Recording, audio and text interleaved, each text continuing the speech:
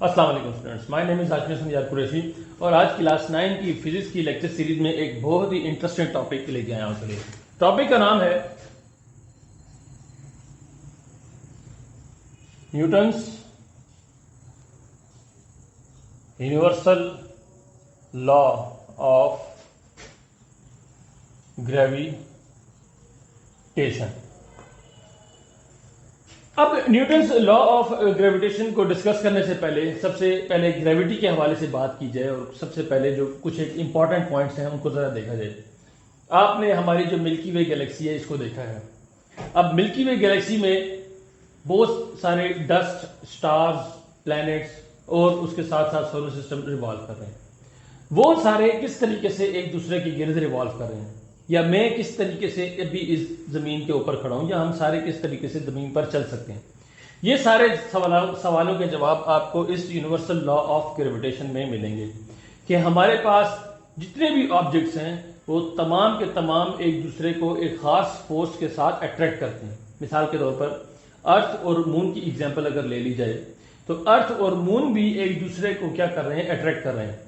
इसी वजह से वो दोनों एक दूसरे के इर्द गिर्द, दोनों एक दूसरे के गिर्द, मून अर्थ के गिर्द रिवॉल्व करता है और अर्थ फिर इंटर्न सन के गिर्द रिवॉल्व करती है और सन फिर इसी तरीके से गैलेक्सी में क्या कर रहा है, अपना ऑर्बिट पूरा कर रहा है। अब बात करते हैं कि यूनिवर्सल लॉ ऑफ ग्रेविटेशन जो है इसकी हमारे पास स्टेटमेंट क्या होगी। तो यूनिवर्सल लॉ ऑफ ग्रेविटेशन की स्टेटमेंट कुछ इस तरीके से है कि every body in the universe is attracted with the other body with the force which is directly proportional to product of the masses of the body and inversely proportional to square of the distance between their center। अगर मैं इसकी statement को यहां पर लिखना चाहूं तो वो इस तरीके से लिखी जाएगी, every body in the universe attracts every other body with a force। कि हर बॉडी दूसरी बॉडी को क्या कर रही है, अपनी तरफ अट्रैक्ट कर रही है एक खास फोर्स के साथ, विच इज इक्वल तो खैर नहीं लिखेंगे लेकिन डायरेक्टली प्रोपोर्शनल लिखेंगे, which is directly proportional to product of their masses. किसका मासेस?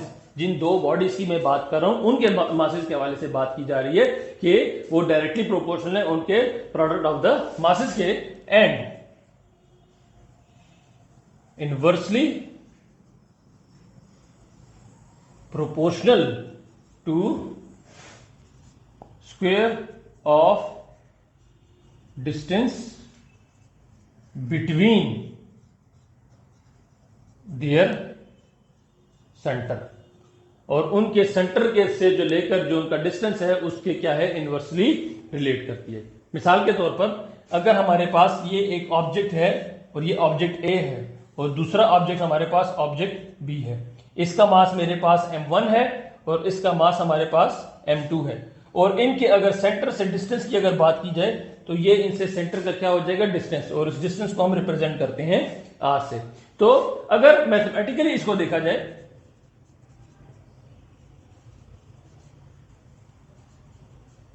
मैथमेटिकल अगर ऐसा देखा जाए तो वो होगा हमारे पास, this force is directly proportional to product of masses, mass m1 and m2, और उसी तरीके से this force is inversely proportional to the distance of the distance between their centre 1/r²। जब आप इन दोनों को कंबाइन कर लेते हो तो वो हमारे पास आ जाता है F is proportional to m1 m2/r²। अब प्रोपोर्शनैलिटी के साइन को हम हटाने के लिए क्या करते हैं, कोई कांस्टेंट लगाते हैं, तो F is equals to G m1 m2/r²।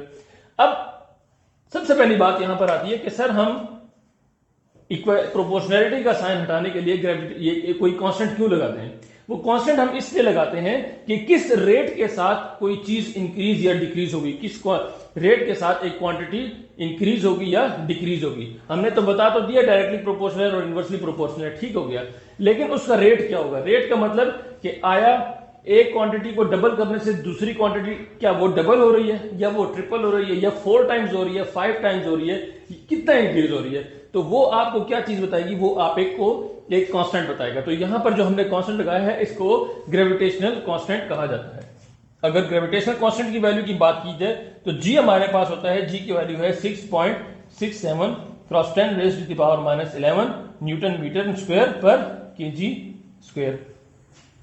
अब वैल्यू तो एक अलग बात है कि वैल्यू हमने कैसे निकाली। सबसे पहले इसके यूनिट पर आते हैं कि इसका यूनिट हमने कैसे डिराइव किया। अगर आप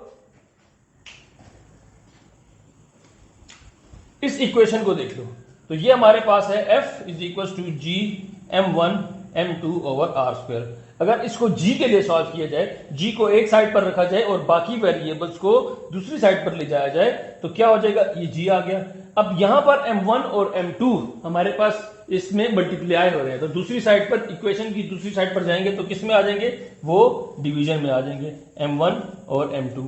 अब यहां पर ये आर स्क्वायर डिवीजन में है तो वहां पर जाके क्या हो जाएगा, मल्टीप्लीकेशन में आर स्क्वायर और एफ रहेगा। अब 1 बाय 1 जब मैं इसका यूनिट लगाऊंगा तो फोर्स का यूनिट है न्यूटन, डिस्टेंस का स्क्वायर है मीटर स्क्वायर, डिवाइडेड बाय ये भी केजी, केजी तो 2 दफा केजी लिखा जाए तो वो हो जाएगा हमारे पास किलोग्राम का स्क्वायर। तो इसका यूनिट बन गया हमारे पास न्यूटन मीटर स्क्वायर पर केजी स्क्वायर। तो ये था हमारे पास यूनिवर्सल का Newton's law of universal gravitation.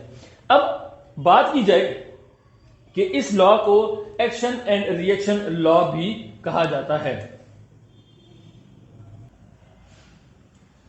अच्छा, तो मैंने कहा कि इस लॉ को एक्शन एंड रिएक्शन लॉ भी कहा जाता है या एक्शन एंड रिएक्शन फोर्सेस भी कहा जाता है। अब वो कैसे कहा जाता है, आप वीडियो को पॉज करके इस सारे को नोट कर लो जो इसकी मैथमेटिकल फॉर्म है, फिर मैं इसको भी रख करने लगूं, फिर आपको मैं बताता हूं कि किस तरीके से ये एक्शन एंड रिएक्शन फोर्स है।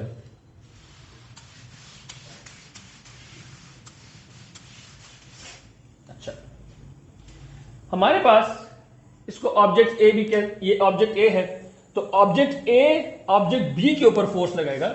मैं अगर यहां पर इसको न्यूमरेट कर इसको लिख दूं तो द फोर्स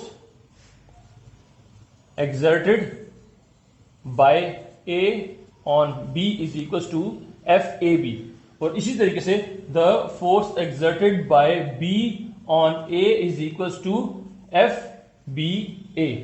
अब ये दोनों जो फोर्सेस हैं ये they are equal in magnitude. जितना एक ऑब्जेक्ट फोर्स लगा रहा है उतना ही हमारे पास दूसरा ऑब्जेक्ट भी फोर्स लगा रहा है और ऑपोजिट डायरेक्शन में लगा रहा है। तो इसको हम लिखेंगे FAB is equal to minus FBA।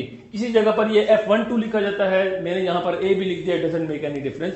कहने का मकसद ये है कि इसको एक्शन एंड रिएक्शन फोर्स भी कहा जाता है कि अगर एक ऑब्जेक्ट दूसरे ऑब्जेक्ट ए जो ऑब्जेक्ट बी पे फोर्स लगा रहा है दैट इज FAB, और ऑब्जेक्ट बी जो ऑब्जेक्ट ए के ऊपर फोर्स लगा रहा है दैट इज FBA।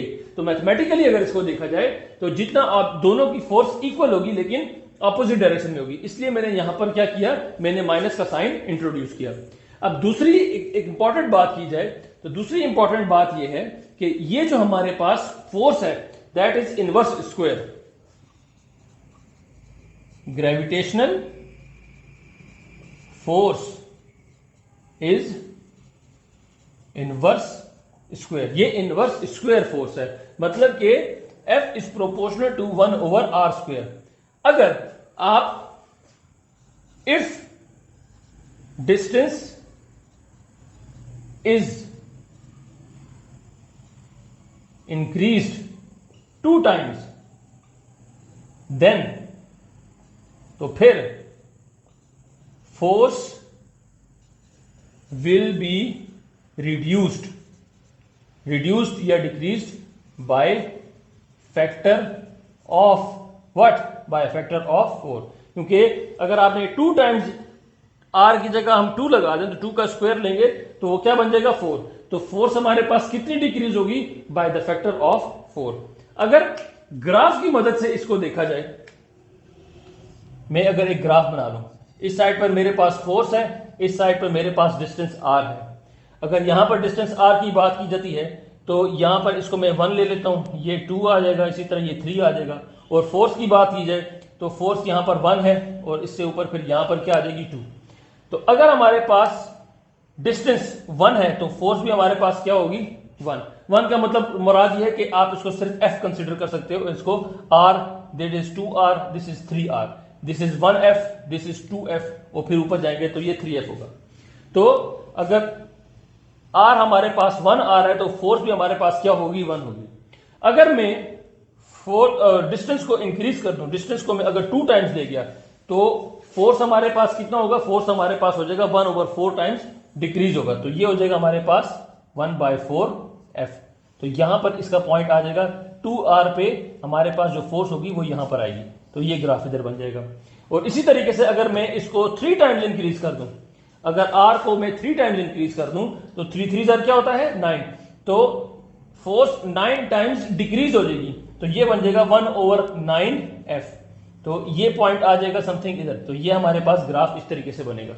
फोर्स का और डिस्टेंस का जो ग्राफ है वो इस तरीके से बनेगा, और वो आपको यही शो कर रहा है कि जो आप डिस्टेंस को इंक्रीज करोगे तो फोर्स भी हमारे डिस्टेंस को इंक्रीज करोगे तो फोर्स रिड्यूस होगा, और किस तरह रिड्यूस होगा, स्क्वायर के मुताबिक रिड्यूस होगा। अगर आप 2 टाइम्स इंक्रीज करते हो आर को तो फोर्स हमारे पास 4 टाइम्स रिड्यूस होगी, और अगर आप 3 टाइम्स इंक्रीज करते हो तो फोर्स हमारे पास 9 टाइम्स रिड्यूस होगी, जिसको हमने 1/9f यहां पर शो किया है। तो होपफुली आपको आज यूनिवर्सल लॉ ऑफ ग्रेविटेशन समझ आया होगा। 9th के लेवल तक ये इतनी इंफॉर्मेशन इनफ है, आप इतना भी अगर आप पेपर में लिखोगे तो आपको इनफ मार्क्स मिल जाएंगे, आपको पूरे मार्क्स मिलेंगे, पूरे तो बस तकरीबन पूरे के बराबर ही मिलेंगे, अगर आपने जितना मैंने लिखवाया आपने उतना लिख दिया। लेकिन अगर आप एफएससी के हवाले से बात करते हो तो फिर आपको थोड़ी सी एक्स्ट्रा इंफॉर्मेशन इसमें देनी पड़ेगी, वो इंशाल्लाह जब मैं एफएससी के वीडियो अपलोड करूंगा तो वो आप वहां पर देख सकोगे।